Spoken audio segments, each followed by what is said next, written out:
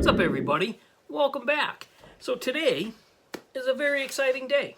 Today is March 15th, which means today is the reveal day for the United Scale Automotive Content Creators Group Build of 2023. The build was sponsored by Lucas C. and Mark Batson, two of everybody's favorite YouTubers. We all had to get together and build the Monogram or the Revell 70 Plymouth GTX or Roadrunner. I did not have that kit, so I had to buy one, but I found one easy enough. I had a lot of fun with it. The original reveal day got pushed back. Mark had a little bit of bad luck, took a spill, so we pushed it back to today. And some people needed the extra time. Me, on the other hand, I was done before the original deadline, shockingly. So she's been sitting in a case, waiting for the big day. Well, actually, that's not entirely true. It did make a couple of in-person appearances, you might say. I did bring it to one of my model club meetings and showed it there. And I did bring it with me to JaxCon. So it's traveled. It's a well-traveled build at this point. Like I said, I had a lot of fun with this. This was my first year jumping in on this build, and I plan to jump in every year. It was a lot of fun. It brought, I made friends, actually, with people because of this build. And that's the most important. Two most important parts. I had fun, and I actually made some friendships with it. So that's fantastic. I tried some new techniques on this build. This is the first build that I actually wet sanded. First time I ever wet sanded a body was this one. Let's see. I added some details. I'd rather just show it to you. So give me a couple minutes. Let me flip the camera around, and I'll show you what I came up with. I'll be right back. All right, and we're back.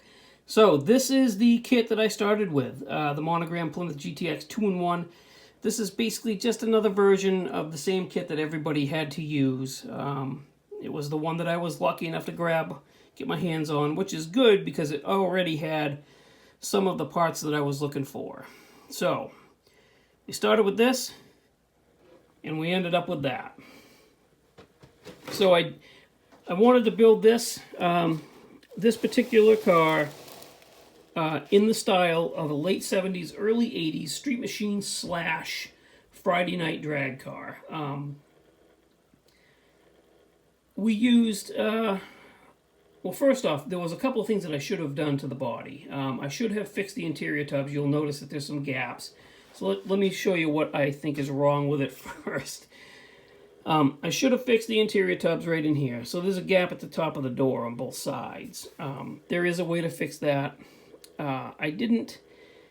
I struggled with it, and then after I put it together, I saw somebody's video on how to fix that. So I was like, oh, okay, here's what it is. I did notch the interior tub so that the hinges, when the hood is closed, would go further down in. I believe I saw that on James Tester's video, Scale Model Experiment. I'm pretty sure that was the video that I saw where I found out about that. Actually, and the interior tub, I think. I don't remember. Either way, that's where the credit is due for that. I had a lot of fun with this. It's painted, to me, a TS52 green right out of the rattle can. It's cleared with, to me, a TS13, also right out of the rattle can. Like I said earlier, this is the first model I ever wet sanded to get smooth, and I think it came out pretty nice. It looks pretty good. The trim, as always, is done with a Molotow pen, as well as the emblems. So let me we'll let this thing spin around one more half a revolution here, and I'll show you the engine that we used in it, because it is not the engine that came in the kit. So let's shut this off. Okay, So this prop rod actually, while it's sitting in this position and the hood is up, this prop rod stays in the car. It's just a piece of metal wire I used. I drilled through the radiator support, stuck the wire in, curled it around on the end, and stuck a little rubber clip on the end of it to hold it in there. So you can just fold it down like that. We'll pop the hood off. I did drill out the hinges for a little bit more of a realistic look. Not much, but a little bit more. The engine is the engine out of the Monogram Hemi Cuda, so it's the right scale, 1/24 scale. I wired the distributor myself, drilled and wired it with that. Let's see, the intake is a parts box intake. I believe it's a Chevy tunnel ram. It looked a little bit more realistic. The top of it's a little taller. So I like the way it looked better. I added the wiper motor. I changed the master cylinder and booster to a little bit more of a realistic looking one. Wired the battery myself. Fixed the battery actually, if you can see down in there. What I did was I used a little saw and I cut a slot in the 7-foot tall battery. Took some styrene sheet, cut a little piece, rounded the edges, and shoved that in there so it looks like it's sitting on a battery tray. It essentially hides the bottom of the battery. And then just painted it from there. The fuel lines, throttle cable, and linkage, all that is from a Parts by Parks engine detailing kit. Let's see, headers for this. Those were in my parts box as well. Those are actually from the Revell 68 Charger 2-in-1, I think, which is a 1/25th scale kit. However, from down here, you can't tell that the headers are 1/25th scale. They actually fit the motor not too bad. You can't see them at all from up there, and that's all you see from the bottom, so it gives it a good look. I did have to make my own collectors. Use the Cherry Bomb exhaust. I had those in the parts box as well as the slap style traction bars, rear shocks from the parts box, front shocks, I don't know if you can see them, front shocks from the parts box. The Kragers and wheels and tires, those were also from the parts box. I honestly don't remember which kit those wheels and tires came from. I actually think the tires were from a different kit and the wheels from a different kit, but either way. We lifted the back end up a little bit to give it that fancy rake.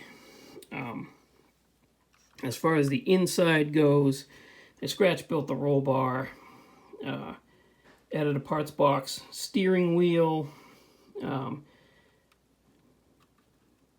seat belt decals. The tack I got from my buddy over at Tatunga Customs. Marcos gave me that tack, and it was along with some other resin parts. So we threw that in there and wired that up really good. And again, decals out of the parts box. You know, some just like decals you'd see in the back window of a hot rod of the era. Of course, the NHRA decal in the front. And that's basically that. That's the quick rundown of it. We had a lot of fun with this kit. And like I said, the best part is I brought this with me. I brought this with me to JacksCon, just so I could put it on the table next to Fred Henry's and Matthew from Model Car Videos, just purely to have it sitting on the table. And was shocked when it won a silver medal. So that's really cool. So there it is. That's my entry. For the group build, the USACC Scale Automotive Content Creators group build for 2023. Again, hosted by Lucas C. and Mark Batson. Thank you guys. This was so much fun, and I can hardly wait for next year's. So, thanks for watching. Thanks for subscribing. Thank you to Mark at Hobby Nut Models. He sent over. I got the engine from Mark out of a parts box that he had. I got the engine detailing kit from Mark. He sent me up some wheels and tires that I didn't end up using, but that's okay. They'll be used on another build. He was instrumental in this build, so I can't thank him enough. I also want to thank my buddy Will Emerson. He's the one that made the New Hampshire plates, the New Hampshire antique plates that say Hemi on them. They were a perfect fit for this, so thank you, Will, very much. And I guess that's it. So let me know in the comments what you think, guys. And also look out for everybody else's video today. There's going to be a ton of them dropping. Everybody showing what they did. So make sure you check out all of those too. And I guess that's it. So thanks again.